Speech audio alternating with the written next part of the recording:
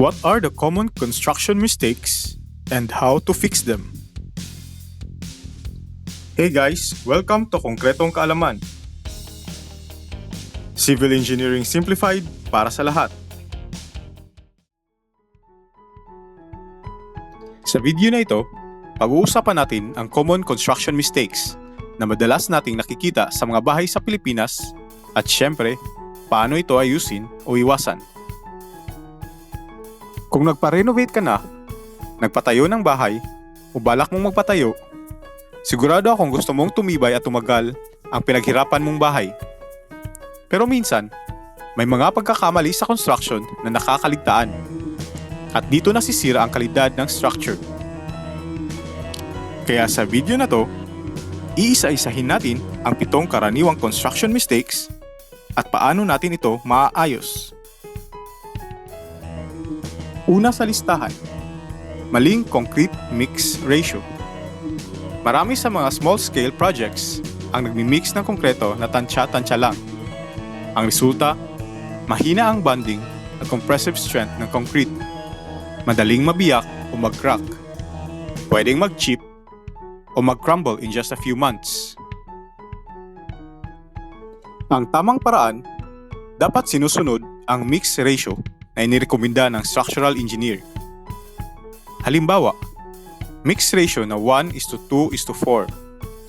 1 part ng semento, 2 parts ng buhangin, 4 parts ng graba. Sa mga small-scale projects, maaaring gumamit ng balde na pareho ang sukat sa bawat materyales.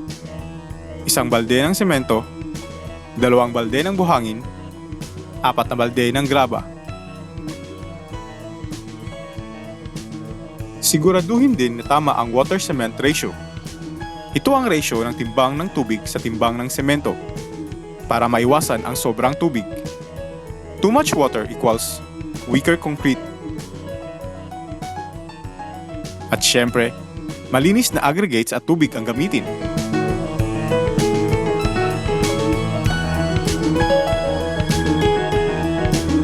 Next mistake. Maling pagkakalagay ng rebars o bakal o kabilya. Ang bakal ang nagbibigay ng tensile strength sa concrete, yung parang kumunat ang konkreto. Pero kung mali ang distansya ng bakal o naka-expose ito, gaya ng paglalagay ng bakal na diretsyo sa lupa o walang tamang cover, mabilis kalawangin ang bakal at humihina ang structural integrity. Ang point dito ay iwasan ma-expose ang mga bakal sa mga bagay na nagpapabilis ng pagkalawang ng mga ito. Simple lang ang solusyon. Gumamit ng concrete cover blocks para mapanatili ang tamang cover. Usually 40 mm para sa columns at beams. Sundin ang structural plan, hindi pwedeng bahala na sa spacing o puwang ng bawat bakal. Siguraduhing straight at nakatali ng maayos ang mga bakal. Siguraduhin ding malinis ang bakal bago buhusan ng konkreto.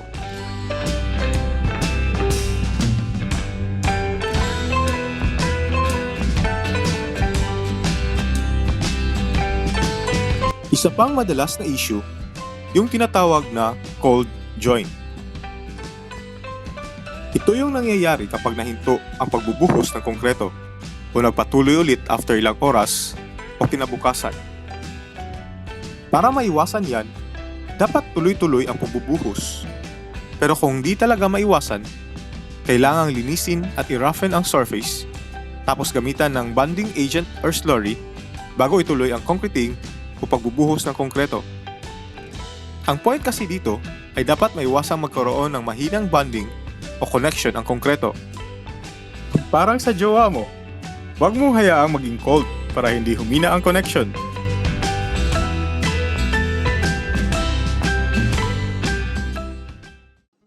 Isa sa pinakakaraniwang pagkakamali, kulang sa curing. Marami ang nag-aakalang okay na ang concrete pagkatapos mag-set. Pero ang totoo, kailangan pa nito ng tubig para tumibay. Marami ring nakakalimot sa curing process, yung pagdidilig o pagpapanatiling basa ng concrete pagkatapos i-pour. Ang concrete hindi lang natutuyo. Nagre-react yan chemically sa tubig para tumibay. Kapag pinabayaan mong matuyo agad, hindi siya aabot sa full strength. Ang curing dapat gawin for at least 7 days, lalo na sa mainit na panahon. Ideally, 28 days for full curing. Pwedeng gumamit ng basang sako, plastic sheet, o regular na pagwisik ng tubig.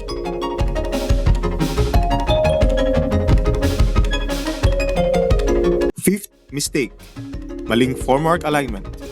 Kapag hindi pantay ang formworks, uneven ang beams, columns, or slabs. Sa construction, ang formwork ay ang pansamantalang forma na nagsisilbing hulmahan para i-form ang concrete habang ito ay basa pa hanggang sa tumigas. Ang fix, check levels and plumb using a spirit level or theodolite. Secure the formworks properly. Dapat matibay ang braces. Huwag magmadali sa concreting hanggat hindi sure na pantay ang lahat.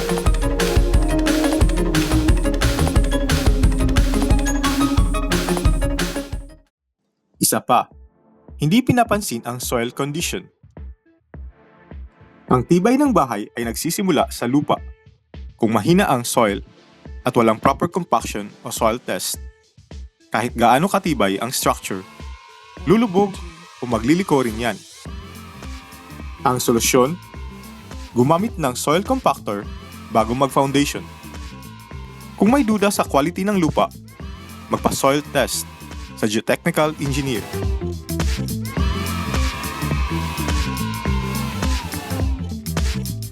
At panghuli, kulang o walang drainage planning. Isa to sa madalas na sanhi ng baha o moisture damage sa bahay. Ang solusyon, gumawa ng proper slope para dumaloy ang tubig palayo sa bahay.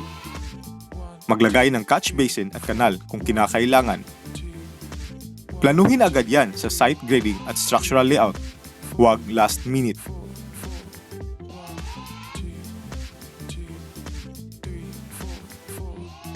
So ayan guys, ang 7 karaniwang pagkakamali sa construction at paano natin ito maaayos. Concrete mix ratio, rebar placement, cold joint, curing process, formwork alignment, soil condition, drainage planning. Lahat ng ito, simple lang kung alam mo, pero malaki ang epekto sa tibay ng bahay mo.